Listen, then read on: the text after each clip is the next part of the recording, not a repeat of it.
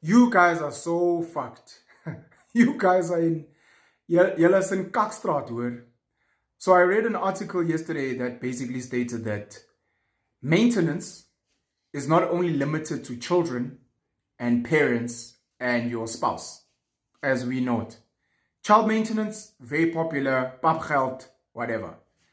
People may not know much, but your parents can actually sort of take you to court to maintain them because they don't have the means, and you do because you're their child. And then spousal maintenance, of course, we know about because it's caused a lot of havoc out there in the streets. But sibling maintenance is a new one. So according to the National Prosecuting Authority in South Africa, your sibling can take you to court and demand that you maintain them. Now, they have to prove, of course, that they do not have the financial means, that they are struggling financially, and they have to be able to prove that you can actually afford to take care of them and that you have money. And legally, they have to take care of your basic needs: shelter, food, clothes, groceries. You know, when I told Uti Cain or Abel, this is basically what happened. Cain and Abel, one of them was like, dog, I think you should maintain me. And the other one's like, over your dead body.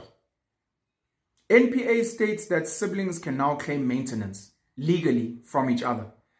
If you don't have money, if you're struggling, and you have a blood sibling, blood or adoptive sibling, or you guys are related through marriage, you can take them to court and be like, I want you to maintain me, and they'll win.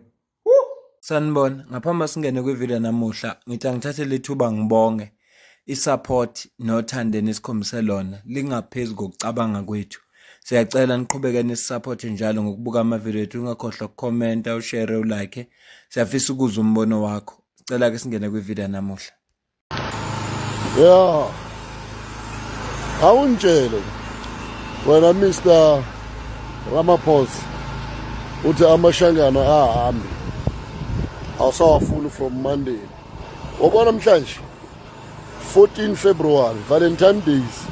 Awubheki amakwerekwere wonke la ama-passport wonke la enze umsebenzi lo uzofika ungena khona wena uthi umuzi wami, i-office yami, i-department yami njani back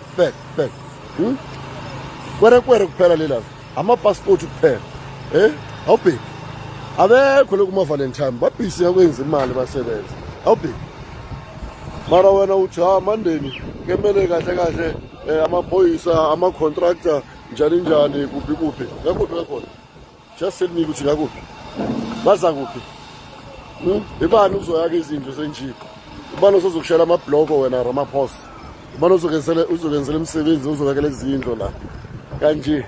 Abantu bakho babhisi bahlele endlini bathi ngama-Valentine banganamali futhi bangakwazi ukuthenga nesiluka, bangakwazi ukuthenga nento enansi for abafazi bakho. Ama-Valentine izobona usuku thina manje masifika endlini. Ayikho into eyinkinga njengokuphapha. Akekho umuntu ocika njengomuntu ophaphayo. Kukhona abantu abafuna utshetha uyaphapha. Lensizwa lena yakhuluma kanje emveni kokuba uPresident Cyril Ramaphosa bekakhuluma ngolwesine kwi-State of the Nation address ngalela viki langomhla ka-14 kuFebruary 2026. Osukwini la izolo ngomhla ka-27 February 2026 agasela amaphoyisa kuleya ndawo ehamba naba-immigration beyofuna ukuverify ukuthi labantu abaqashwe laphaya ngabe ngempela bayacomplya na. Abantu abakhona la eSouth Africa banemvume yokubalana, ama-passport akhona, bathola ukuthi awekho. Ngicela ubone.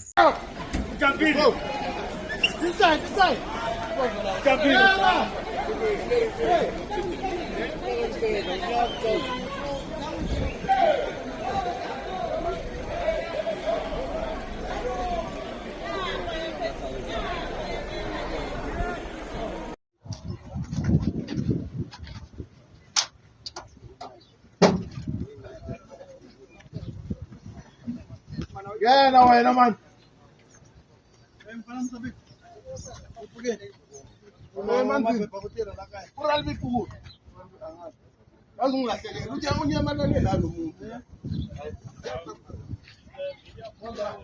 Yes, Konke lokhu kwenzeka ngenxa yomuntu oyedwa nje ophaphayo. Wayefuna ukuprove ipoint. washutha watrenda ku-social media. Azange bam-athende ke ngalesa sikhathi bekalindele yena. Kodwa namhlanje kuphela ukuhlakanipha kophela ukuphapha. Siyabonga kwi-Department of Labour ibambisane namaphoyisa kanye nabe-immigration. Sengathi lo mkhuba unganda.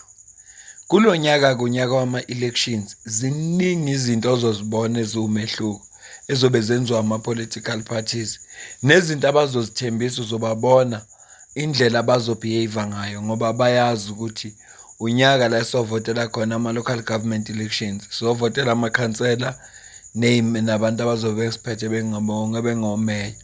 Ngakho kufuneka siqaphele kakhulu ngoba njengoba kunya kwama-elections nje yonke into abayithembisayo bayayenza. Kubalulekile lokho. Sisesekulo nje udaba lwalabafethu abasivakashela abasazohamba abangama-immigrants nama-illegal immigrants. Kunesigaba esikhathaza kakhulu ngabo. Isigaba sobugebengu ababenza la. Bese kuba isigaba sokufaka izinto ngokungekho semthethweni okuthiwa ama-illicit goods. Siyawukhinyabeza umnotho. Leso sigaba leso nje siyawukhinyabeza umnotho. High speed chase on the N12 ended with the arrest of a 49-year-old foreign national in eThwatwa. The suspect allegedly sped through a roadblock and almost hit officers. Police found 2 unlicensed firearms, live ammunition, and undisclosed cash hidden in the vehicle. He is detained at Springs Police Station and will appear in court soon. Kodwa nje into engikhathazayo ukuthi lo muntu ayeke ukwenza ubugebengu ngakubo bese azokwenza la. Yazi ngisayisho lento namanje lokhu kukhombisa ngokusobala ukuthi iSouth Africa ayinamthetho. Ngokwamajele umuntu ongesiwa la eSouth Africa umthetho uyavuma ukuthi asuswe la ayoboshwe ejele la ngakubo. Kodwa kufanele avume yena. Labantu abafuni ukuyoboshwa emajele angakubo ngoba le majele angakubo abanamalungelo. Mawusiboshwa nje isiboshwa. Kanti la eSouth Africa sinawo amajele kodwa siney'ndawo zokuhlumelela isimilo. Sinama-correctional facility. Yona inkinga yethu enkulu leyo la. Ubone ngathi bayathanda noma bengaboshwa la abanankinga ngoba iy'boshwa zala eSouth Africa zinamalungelo. Members of Giyani Visible Policing responded to a complaint of a motor vehicle accident and were informed that vehicles traveling together were involved in a collision. Emergency Medical Services (EMS) personnel who arrived at the scene observed suspected illicit cigarette inside one of the vehicle and immediately alerted the police. Upon arrival, the VISPOL members together with the provincial organized unit found 3 motor vehicles at the scene, including a navy blue Volkswagen SUV and 2 white Toyota Corolla vehicles believed to be linked and involved in the collision. 3 African male suspects were present.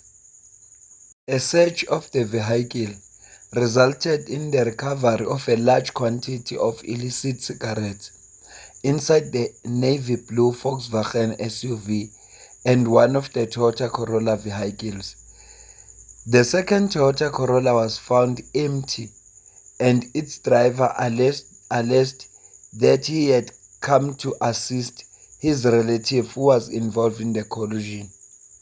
Police subsequently arrested 1 male suspect, age 45, on a charge of possession of illicit cigarette. All 3 vehicles were seized for further investigation. The Provincial Commissioner of Policing in Limpopo, Lieutenant General Thembi Hadebe, commended the EMS personnel for their alertness and swift response, which led to the successful arrest and recovery of illicit cigarette designated for illegal distribution. Police investigation are continuing. Joint Tactical Headquarters, Limpopo and one South Africa tank regiment confiscated more than 4 million worth of illicit cigarette and vehicles during an intelligence-driven operation along the R572 road and near Beitbridge point of entry. One suspect was arrested while another fled the scene. Soldiers entered a farm along the R572 where they found 2 Ford Rangers and a Toyota Hilux D40 valued at 1.1 million rand. The vehicles were fully loaded with illicit cigarettes worth 2,551,002 rand 48 cents. One suspect was apprehended during the operation while another managed to escape.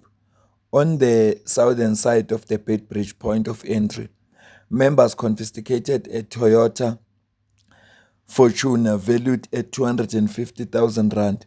The vehicle was fully packed with illicit cigarette valued at 450,151 rand 20 cent. South African Police Service members were called to both scenes and took over for further processing. The officer commanding Joint Tactical Headquarters Limpopo, Colonel Dikhabane Harold Tladi, contacted the office commanding 1 South African Tank Regiment, Lieutenant Colonel Lungile France, to commend the soldiers involved for their work during the successful operation. Njengoba ngihlezi ngisho, abukho ubugebengu okungenzeka eSouth Africa uma amaphoyisa ngesingxenye yawo.